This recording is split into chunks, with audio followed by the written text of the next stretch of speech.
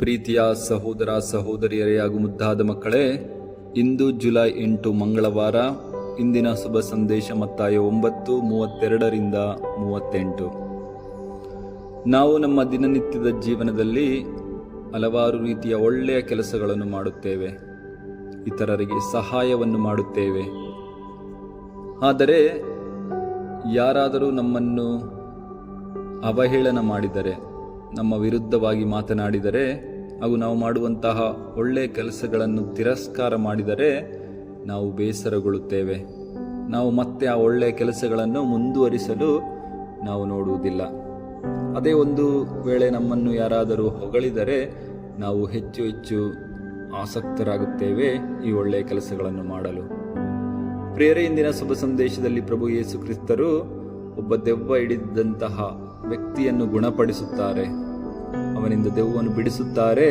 ಆದರೆ ಅಲ್ಲಿದ್ದಂತಹ ಪರಿಸಾಯರು ಹೇಳುತ್ತಾರೆ, ಈತ ದೆವ್ವಗಳನ್ನು ಬಿಡಿಸುತ್ತಿರುವುದು ದೆವ್ವಗಳ ಒಡೆಯನಿಂದ ಎಂದು. ಪ್ರಭು ಯೇಸು ಕ್ರಿಸ್ತರ ಒಂದು ಒಳ್ಳೆಯ ಕೆಲಸವನ್ನು ಅವರು ತಿರಸ್ಕರಿಸುತ್ತಾರೆ ಹಾಗೂ ಪ್ರಭು ಯೇಸು ಕ್ರಿಸ್ತರ ಕುರಿತು ಅವಹೇಳನ ಮಾತನಾಡುತ್ತಾರೆ. ಆದರೆ ಪ್ರಭು ಯೇಸು ಕ್ರಿಸ್ತರು ತಮ್ಮ ಒಳ್ಳೆಯ ಕಾರ್ಯವನ್ನು ಮಾಡುವುದು ನಿಲ್ಲಿಸುವುದಿಲ್ಲ. ಬದಲಾಗಿ ಶುಭ ಸಂದೇಶ ಹೇಳುತ್ತದೆ, ಅವರು ಮುಂದೆ ಹೋಗುತ್ತಾ ಇನ್ನೂ ಹೆಚ್ಚಾಗಿ ಪ್ರಬೋಧನೆಯನ್ನು ಮಾಡುತ್ತಾ ವ್ಯಾಧಿಷ್ಠರನ್ನು ಗುಣಪಡಿಸುತ್ತಾ ಮುಂದೆ ಹೋಗುತ್ತಾರೆ ಎಂದು. ಹೌದು ಪ್ರಿಯರೇ, ಯಾವಾಗ ನಾವು ಮಾಡುವ ಒಳ್ಳೆಯ ಕೆಲಸಗಳನ್ನು ಜನ ತಿರಸ್ಕರಿಸುತ್ತಾರೋ ಅಥವಾ ಅದರ ಕುರಿತು ಕೆಟ್ಟದಾಗಿ ಮಾತನಾಡುತ್ತಾರೋ ನಾವು ಅಲ್ಲಿಗೆ ನಿಲ್ಲಿಸಬಾರದು. ಬದಲಾಗಿ ಪ್ರಭುವಿನಂತೆ ಒಳ್ಳೆಯ ಕಾರ್ಯಗಳನ್ನು ಮುಂದುವರಿಸುತ್ತಾ ಹೋಗಬೇಕು.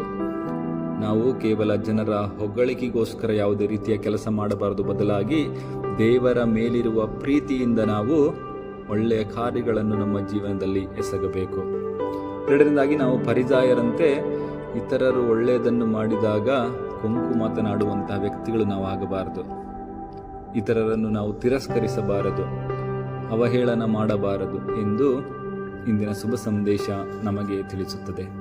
ಪ್ರಿಯರೇ, ಇಂದು ನಮಗಿರುವಂತಹ ಸವಾಲು, ಯಾರಾದರೂ ಇಬ್ಬರಿಗೆ, ಎರಡು ವ್ಯಕ್ತಿಗಳಿಗೆ ಅವರು ಮಾಡಿರುವಂತಹ ಒಳ್ಳೆಯ ಕಾರ್ಯಗಳನ್ನು ನಾವು ಇಂದು ನೆನೆಸಿ ಅವರಿಗೆ ಕರೆಯ ಮೂಲಕ ಇರಬಹುದು ಅಥವಾ ನೇರವಾಗಿ ಅವರನ್ನು ಮಾತನಾಡಿಸಿ ಅವರಿಗೆ ನಾವು ಪ್ರಶಂಸಿಸಬೇಕು, ಅವರನ್ನು ನಾವು ಹೊಗಳಬೇಕು.